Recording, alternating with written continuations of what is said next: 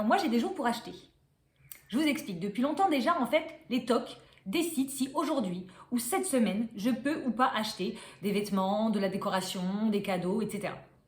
Donc je m'explique. Si dans ma journée, j'entends, je vois ou je lis un mauvais mot, une mauvaise image ou vois une mauvaise personne, ma journée est foutue.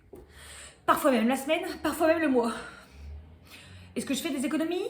Pas vraiment. Parce qu'en fait, quand le jour est bon, j'achète à peu près tout et n'importe quoi en grande quantité, sans vraiment que ça me plaise, et je suis stressée jusqu'à ce que je m'endorme. Un bon jour, c'est-à-dire un jour où je pouvais acheter, j'emmène ma grand-mère à Leclerc. En quittant l'hypermarché, impossible de retrouver la voiture. On décide de se mettre chacune dans une allée, et la première qui retrouve la voiture appelle l'autre. Après 15 minutes, les sacs au bout des bras, une camionnette s'arrête à ma hauteur, et là, surprise.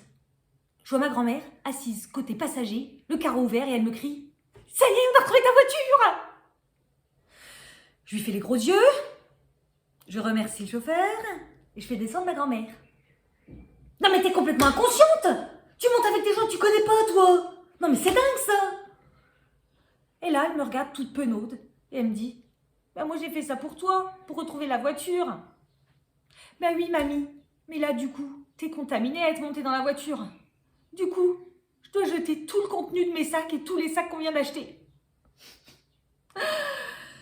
Heureusement, c'est un ancien toc qui ne m'handicape presque plus aujourd'hui. Mais quand ma mamie est encore de ce monde, elle me regardait toujours d'un air étonné. Mais jamais je lui avais donné d'explication, parce qu'à cette époque, il n'y avait que ma sœur et mes parents qui étaient au courant de ma maladie. Alors je nous entends encore parler toutes les deux. « Viens Audrey, je t'emmène chercher le collier Chapram du Sri Lanka que t'as vu dans ta petite boutique hippie que t'adores. » « Ah bah non mamie, hein, on peut pas l'acheter, c'est pas le jour. » « Mais comment ça c'est pas le jour? Qu'est-ce que c'est que cette histoire de jour? Avec ta sœur c'est toujours le jour. » Voilà, pour vous expliquer qu'il faut pas avoir honte de la maladie et de notre maladie et essayer d'en parler le plus tôt possible à votre entourage pour pas avoir de regrets.